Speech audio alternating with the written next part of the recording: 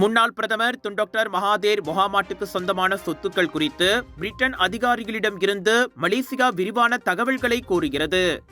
Mahathir மீதான விசாரணை இன்னும் தொடருவதாக கூறிய மலேசிய ஊழல் தடுப்பு ஆணையமான MACCயின் தலைமை ஆணையர் தான்ஸ்ரீ அசாம்பாக்கி, வெளிநாட்டு அதிகாரிகளிடம் இருந்து விரிவான தகவல்களை பெற முயற்சிகள் மேற்கொள்ளப்பட்டு வருவதாக கூறினார். தகவல்களை பெற முடிந்தால் பின்னர் அறிவிப்போம் என்றார் அவர்.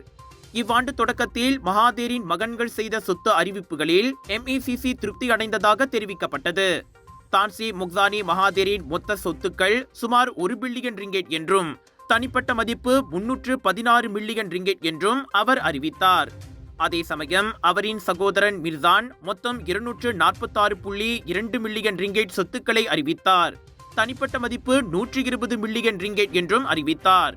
மொக்சானி, மிர்சான் இருவரும் தங்கள் சொத்துக்களை நேரடியாக தன்னிடம் அறிவித்ததாக அசாம்பாக்கியே அப்போது உறுதிப்படுத்தியிருந்தார்.